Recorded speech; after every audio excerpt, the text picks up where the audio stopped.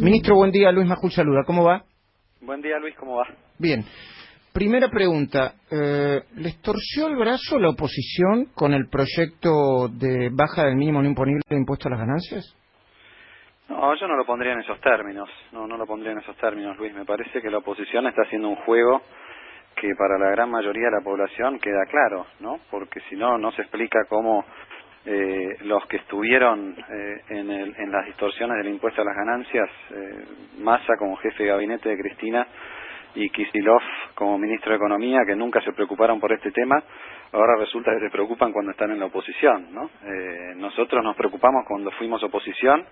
La primera medida que tomamos fue bajar fuertemente el impuesto a las ganancias a través del mínimo no imponible el año pasado, con impacto este año, y propusimos una rebaja adicional, con lo cual sería la rebaja más grande de la historia del impuesto a las ganancias, pero en un plano de gradualismo y en el marco de los recursos fiscales. Y esto es lo que le falta a este proyecto, Luis. No hay un dictamen técnico que evalúe el impacto fiscal de cada una de estas medidas.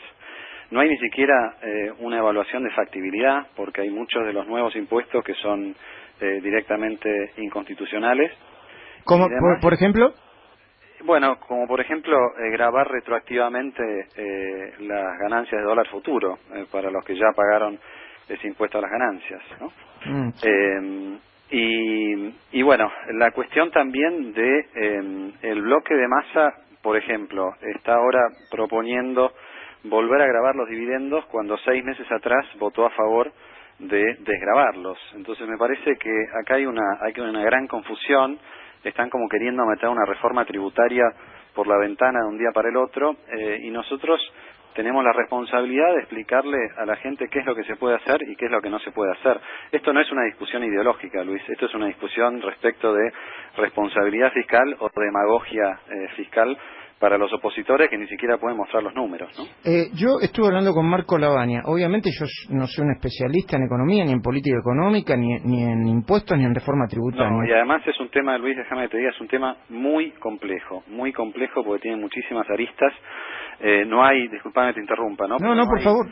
La discusión del mínimo imponible, no hay un mínimo imponible, hay tantos mínimos imponibles como situaciones personales de cada persona, que con el proyecto, si se aprobara el proyecto de la oposición, además lo va a hacer aún más complejo, porque va a depender de su ubicación geográfica. Se introduce algo que es absolutamente imposible de controlar, que es se eximen las horas extras, que eso quizás se podría controlar, pero se eximen también las mejoras de productividad. No sabés tanto de impuestos, Luis, pero sabés de la picardía que pueden tener los empresarios argentinos, ¿no? Sí. Imagínate, todo el salario pasaría a ser mejoras de productividad y estaría exento de ganancias, ¿no? Y no nos olvidemos, cierro con esto para no seguir interrumpiéndote, no nos olvidemos que estamos discutiendo acerca de un porcentaje muy pequeño de la población, el 6% de la población, que paga ganancias y que en general es el 6% más afortunado, ¿no? Y nosotros tenemos que gobernar para todos y recibimos un punto de partida donde 1 de cada 3 argentinos está debajo de la línea de la... Está muy bien bajar impuestos, está bien cumplir con la promesa, que es lo que hacemos nosotros, pero nosotros no somos irresponsables de bajar lo que no podemos bajar, y somos muy conscientes de que el énfasis tiene que estar puesto en estos momentos en los que menos tienen. Estamos hablando con el ministro de Hacienda, Alfonso Prat-Gay, y la segunda pregunta es, están corriendo por izquierda y políticamente le puede caer muy simpático este proyecto a un montón de gente que venía pidiendo la baja del tope de impuesto a las ganancias, ¿no? Pero Luis, lo que pasa es que nosotros, con nuestro proyecto, nosotros estamos bajando el 50% del impuesto a las ganancias. Esto también quizás no lo explicamos lo suficientemente bien. Eso es cierto. Por eso aprovecho que me das el micrófono. Nosotros, a lo largo del primer mandato del presidente Macri, volvemos la situación al punto de partida del segundo mandato de Cristina. Básicamente, todo lo que se llevó Cristina por no modificar las escalas, lo devolvemos nosotros en un primer mandato. Podríamos hacerlo en un año, nos encantaría, pero no podemos, Luis, porque también tenemos que ser responsables y tenemos que decir la verdad. Vos fíjate que yo ayer veía a la gente de Massa, Lavagna y a Kicillof, Bossio. En algún punto esta es la misma lógica de oscurantista que tenían con el INDEC. No digamos la realidad porque se van a dar cuenta. Y ayer era la misma demagogia, no había un solo número, no hay un dictamen. O sea, tenemos que entender que la Argentina cambió, no puede ser que se cambien, se pongan, se saquen impuestos sin hacer ni siquiera un cálculo mínimo, ¿no? Y pero Marco Lavagna, por ejemplo, perdón, ministro, que lo interrumpa, Marco Lavagna decía que con el proyecto que plantea la oposición, menos gente iba a pagar ganancias. Con su proyecto va a pagar más gente de la que hoy paga ganancias. Va a pagar más gente, pero a ver, los que ingresan a pagar el impuesto, Luis, que insisto, si paga impuesto a las ganancias es porque está dentro del 10% mejor acomodado de los que tienen un empleo formal o algún ingreso muy alto, ¿no? Estamos hablando de ello, no estamos hablando del 10% más pobre, estamos hablando del 10% más afortunado. Nosotros tenemos el mínimo imponible más alto de la región. Es mucho más alto que el de Chile, Uruguay, Perú. Aprovecho para hacer esta aclaración porque en estos días alguno anduvo diciendo lo contrario. Y lo que decimos es, empecemos a ordenar la situación. Nosotros aumentamos el mínimo no imponible este año el 100%, por eso nos quedamos tan arriba. Y a medida que pase el tiempo, los que ingresen a pagar el impuesto es porque les aumenta el salario y nosotros mostramos los números cuando fuimos a la comisión. Sí, hay 200.000 personas que pagan más, pero pagan 20 pesos por mes. Entonces digamos las cosas como son, ¿no? Y de vuelta, estamos hablando de el 10% más afortunado que tiene un empleo formal y que tiene laburo y que puede llegar a fin de mes y que tenemos que atender la situación del otro 30% que está en el otro extremo de la balanza. Buen día, Pratgay. ¿Qué proyección tienen de lo que puede llegar a pasar en el Senado? Y si esto es ley, ¿cuál es el escenario? O sea, ¿está la posibilidad del veto? No, nosotros estamos muy tranquilos con las discusiones que tenemos con los gobernadores. Nosotros tenemos ya un acuerdo anterior a esto con los gobernadores respecto de acotar el costo fiscal en 30.000 millones de pesos. Para que se entienda bien, el proyecto de Massa anda por los 70.000 millones de pesos, ¿no? Que me gustaría entender cómo piensan que vamos a conseguir esos fondos, ¿no? En un momento donde el déficit fiscal es una preocupación nuestra y es una responsabilidad de Hacienda y una preocupación del presidente para ir bajándolo de a poco. Esto, que es una preocupación para el Tesoro Nacional, lo es aún mucho más para las provincias. Nosotros este año hemos asistido financieramente a más de una provincia, algunas de las cuales tenían alguna dificultad para encarar gastos tan esenciales como el pago de los salarios. Si a esas provincias Massa pretende sacarle 35.000 millones de pesos más, no creo que vaya a tener apoyo de los senadores cuando esto llegue al Senado. Y esta es la discusión que creo que tenemos que tener. Nosotros ya teníamos un acuerdo con todas las provincias de que este era el límite hasta donde podíamos llegar, sobre todo por lo que había sucedido este año. Les doy un dato.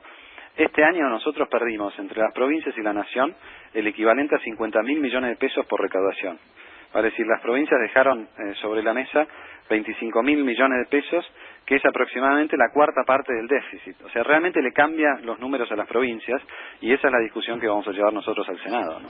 Pratgay, una de las cosas, de los atractivos o el sex appeal que tiene el proyecto de la oposición es que le cobra a las mineras, le vuelve a cobrar impuestos a las mineras y también al juego, y si yo no entendí mal, a una parte de la renta financiera que es la más especulativa. Bueno, lo demás especulativa es discutible, ¿no? Porque ponen las cajas de ahorro. Yo realmente no creo que el ciudadano que tiene su caja de ahorro sueldo o que tiene algunos ahorros pequeños en una caja de ahorro esté especulando, ¿no? Y tampoco es especulación con el plazo fijo. A ver, Luis, para que se entienda bien, yo en su momento empujé, cuando era oposición, la idea de gravar la renta financiera. Pero la renta financiera hay que definirla bien. Hoy un plazo fijo, que tiene una tasa de interés del 20%, con el proyecto de Massa le van a cobrar impuestos a las ganancias, cuando en realidad no hay renta, porque ese 20% es igual que la inflación. Entonces, distinto hubiera sido si ellos proponían gravar la renta en exceso de la inflación. Pero eso no lo hicieron, y no es especulación financiera lo que están persiguiendo. Por ejemplo, la gran novedad de este proyecto de gravar la renta financiera es cobrarle impuesto a las ganancias a las LEVACs, que son unos títulos del Banco Central. El 93% de las LEVACs ya pagan impuesto a las ganancias porque no están en cabezas de personas físicas o humanas, sino en cabeza de personas jurídicas. Está bien, ministro. ¿Y lo de las mineras y el juego? El juego nosotros lo incorporamos en nuestro dictamen, y las mineras hubo una decisión política de este gobierno de acompañar el proceso de inversión en las provincias donde la minería es muy importante, y creemos que eso hasta ahora ha tenido el efecto buscado en puestos de trabajo y demás. Es muy simpático. Massa decía que había menos puestos, que no se habían tomado más puestos de trabajo y que no había impactado en sobre todo en los trabajadores mineros. Bueno, pero Massa también dijo que le iba a cobrar a las LEVAC y no se enteró que ya le cobra a las LEVAC. Me parece que no podemos a esta altura confiar. Usted dice que Massa es un irresponsable, ¿no? Más o menos. Lo dice usted. La descripción que está haciendo es de un dirigente irresponsable. No, yo lo que digo es que vos me decías, Luis, que nos corren por izquierda. Yo creo que es otra la discusión acá. Yo creo que en un lugar se amontonaron los que quieren hacer demagogia fiscal, y por el otro lado los que nos toca gobernar, y que tenemos la responsabilidad de gobernar no solamente para 3 o 4, sino para todos los argentinos. Y en ese lugar estamos los que en estos momentos estamos a cargo del Poder Ejecutivo, pero también los gobernadores. Yo tuve esta mañana conversaciones con algunos de ellos que están muy preocupados por este proyecto. Sí, claro. A ver, nadie duda de que más déficit es más inflación, da más déficit. Yo lo digo de manera brutal, usted es el experto. Más déficit es más inflación y más inflación es más impuesto a los que menos tienen. Sí, eso es así, y eso es lo que nosotros venimos cambiando gradualmente, Luis, porque tampoco podemos hacer todo esto de golpe.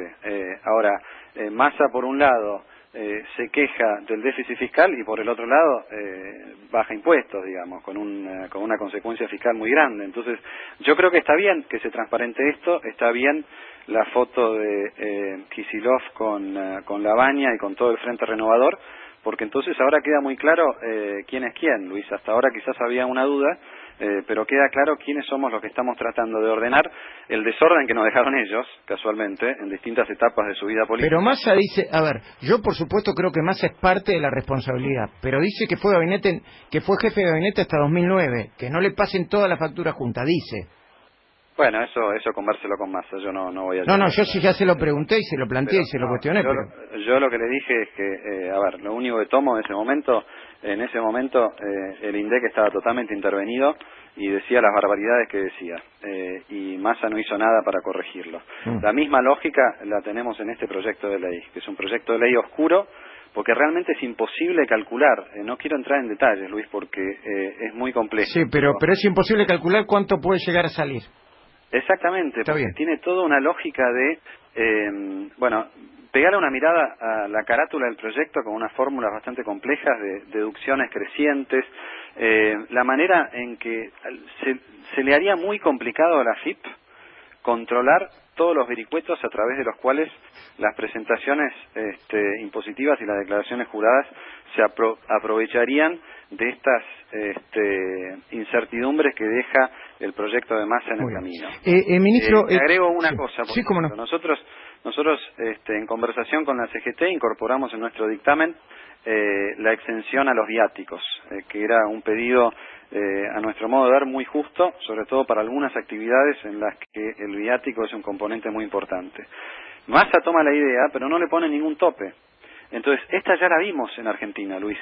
Si se aprobara este proyecto, yo te puedo garantizar que a partir del año que viene, la mitad de los salarios pasan a ser viáticos. Claro.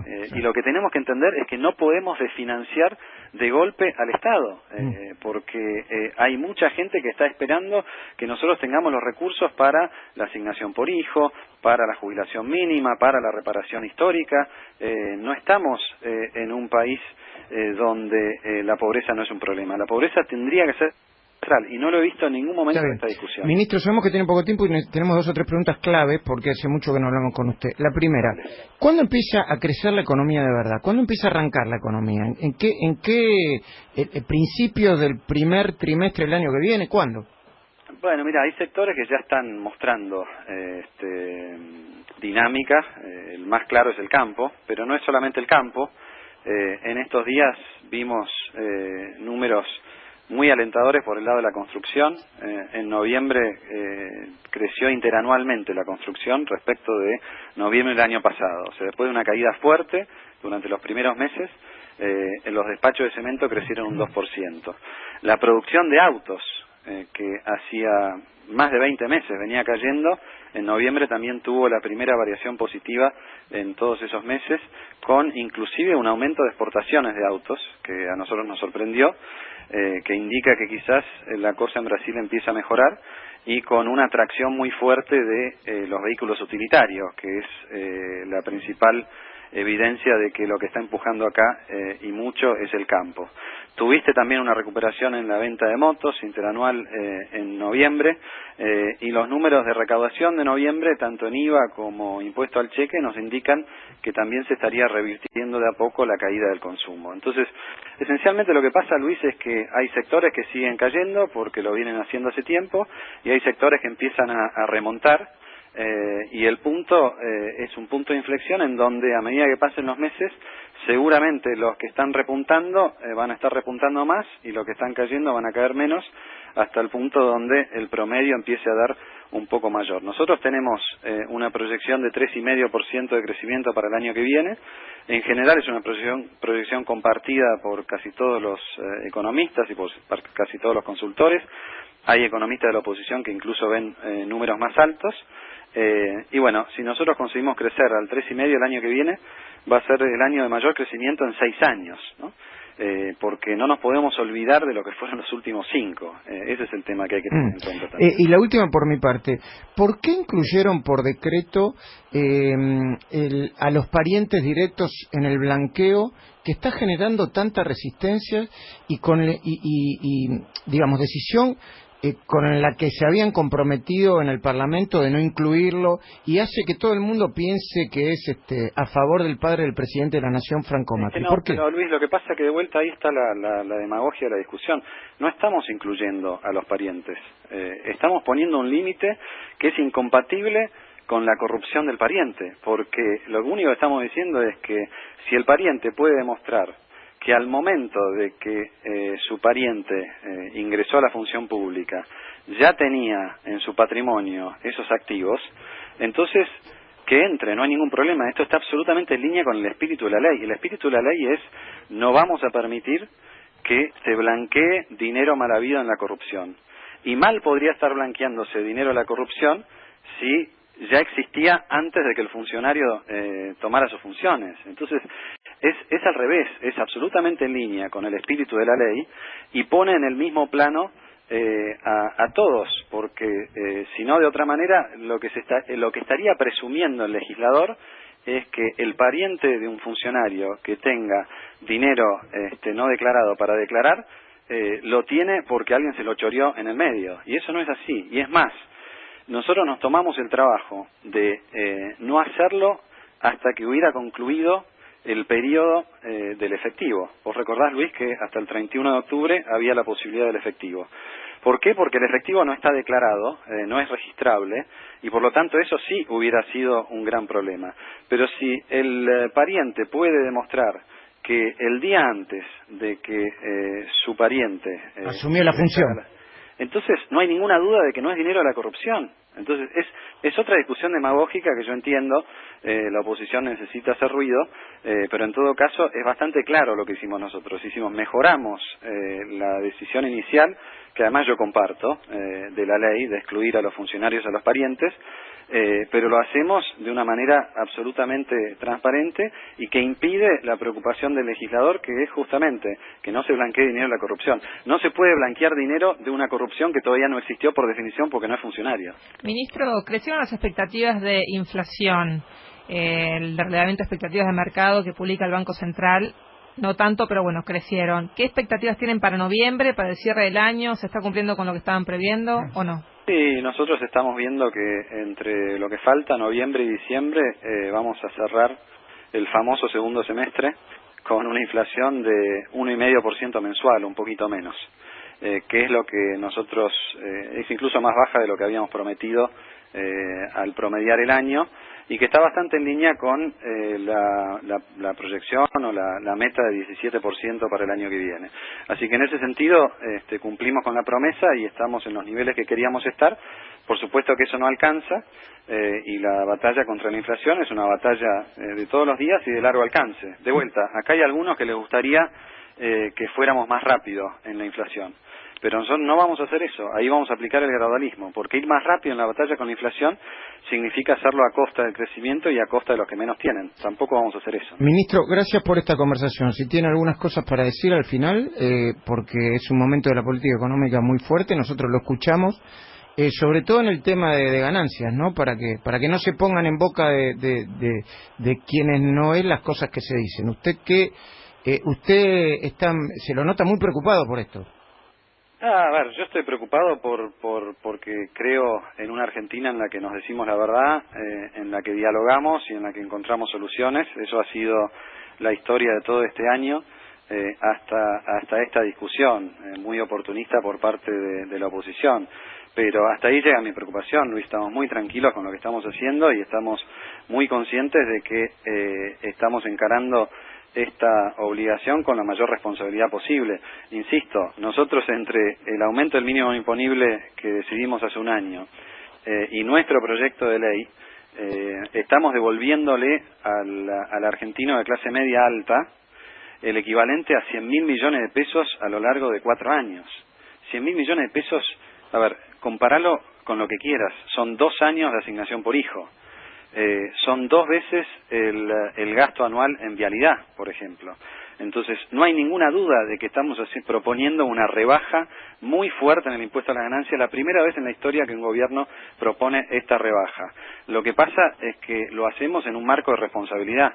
Lo que propone la oposición es absolutamente inviable, además que es oscuro e incalculable. Gracias, ministro. A vos, Luis. Alfonso Prat Gay, ministro de Hacienda.